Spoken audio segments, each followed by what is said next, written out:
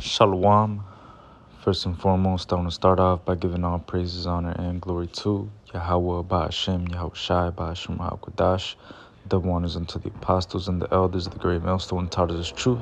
And shalom also to the Akim pushing this word in sincerity and the truth, and to the speckled bird across the four corners of the world, and to the few sisters who are listening. To you, I say shalom. Lord will this will be an edifying lesson.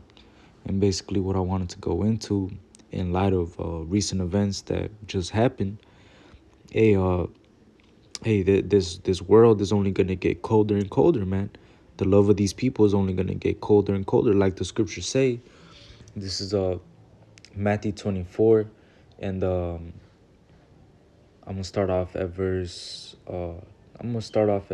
10.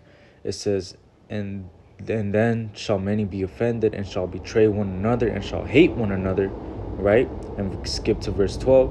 And because iniquity shall abound, the love of many shall wax cold. And that's what you're seeing right now. And that's the spirit that's being put on the earth heavily, man. These people, their love and everything that they cherish, their morals, everything. Hey, America, so-called Babylon the Great, is being demoralized, man. And what you see is that a lot of these people, they're becoming more bugged out. Hey, what did you just have a couple weeks ago? That shooting in Buffalo, New York, where they killed that Edomite killed 10 people. Now 3 days ago, we had a school shooting in Texas, right? Where it was said that 14 kids were killed, a teacher as well, and a grandmother. And today they updated the article, and it was actually 18 people that got killed. So what you're seeing right now in the world is the iniquity is abounding, man. Everything is becoming more wicked and more corrupt. So the love of many is waxing cold. So what you're seeing right now is the spirit of vengeance that's in the air, man. It says, this is 2 Ezra 15. I'm gonna start off at verse. The point is verse 19, but I could start off at verse 14. It says, "Woe to the world and them that dwell therein, for the sword and their destruction draweth nigh, and one people shall stand up and fight against another, and swords in their hands." Hey, a lot of these people, they're rising one against another, man. They're going against each other every single day. And it says, one people shall stand up and fight against another, and swords in their hands. There's going to be those civil wars, man. A lot right now in America's history, there's the most has ever been divided. You got people, who are voting for gun rights, people that are voting against gun rights, people that want to wear the mask, people that don't want to wear the mask, people that are down with the jab, and people that are not down with the jab, people that are down with the ABC community, people that aren't down with the ABC community, man. They're radicalized on both sides. And these polarizations in the United States, what is causing is that these people are going against each other in a very vicious way. You even see it in social media. It says, verse 16, "For there shall be sedition among men, and invading one another, and they shall not regard their kings nor princes, and in the course of their action shall stand in their power." Hey, in some countries right now where, the food crisis is looming, right? Some of these people are actually invading their politicians, man. Some of these people are actually going against their politicians and against their power structure, man, because these people are angry. They're hungry. It says, "A man shall desire to go into a city and shall not be able, for because of their pride the city shall be troubled, and the houses shall be destroyed, and men shall be afraid. A man shall have no pity upon his neighbor, but shall destroy their houses with the sword, and spoil their goods because of the lack of bread and for great tribulation." So that's really the point. The point is that these people are going to have no pity upon their neighbors, man. Right now, we're coming into times where people are getting desperate. And desperate times require desperate measures. That's the mentality of these people in the world.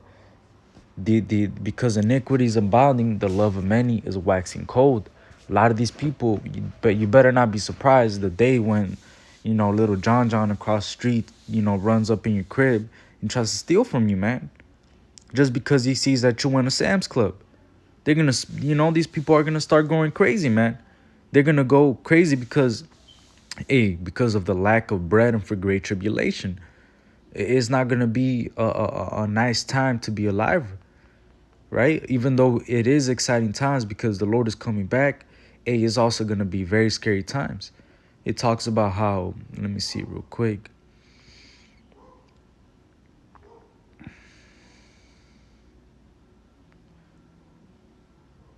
Let me see. Let me see if I can get it real quick. It's in Ezra's.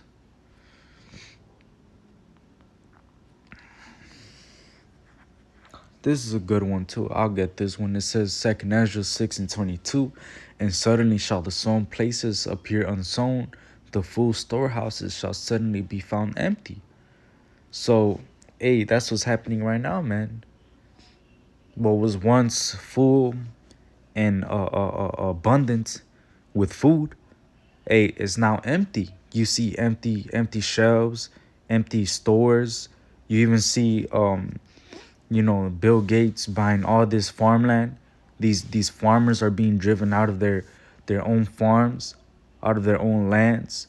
They're even being discouraged, right? They're even being discouraged to even work because prices are going up. What they used to pay to fill up a tractor, right, doubled. Some of them even had to pay more than $1,000 in fuel just to fuel their machinery so they could work their fields, man. So all these things are coming down and cracking down on this place, and it's gonna be a very, very scary time. Even when you go into certain stores, they don't even play music in the stores. What they play in the stores are little warnings talking about the coming food crisis, right? I was at the store the other day and they weren't even playing music.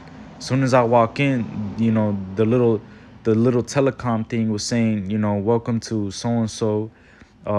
If you donate $1 a day, you could help families with the coming food crisis that's about to hit this place.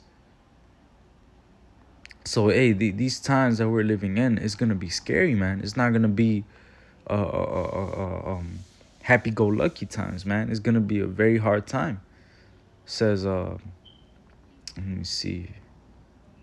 This is the scripture I was looking for. Tuwari Habashim Yashai. This is 2nd Ezra 4:30. It says, "For the grain of evil seed has been sown in the heart of Adam from the beginning, and how much ungodliness has it brought up unto this time, and how much shall it yet bring forth until the time of threshing come." So, hey, if there was ungodliness back in the time of Adam, imagine how much it has brought forth unto this time. Imagine how much it has increased to this time, man. This has been the most ungodly time in the whole entire time in history. So when the time of threshing comes, imagine how many people are gonna be killed by the Lord. Hey, it says the scriptures say that the slain of the Lord shall be many. So when you put that into perspective, hey, it's gonna be a very large number of wicked ass people that are gonna be put to death, man. It says, "Ponder now by thyself how great fruit of wickedness the grain of evil seed has brought forth, and when the ears shall be cut down, which are without number, how great a floor shall they fill." So imagine, and these times that we're living in, it's not a joke, man. The scriptures say in Psalms 91, it says this. It says, I'm gonna get to the point. Psalms 91:7. 1,000 shall fall at thy side, and 10,000 at thy right hand, but it shall not come nigh thee. Only with thine eyes shalt thou behold and see the reward of the wicked. So when this time comes, it says that 1,000 shall fall at thy side, and 10,000 at thy right hand.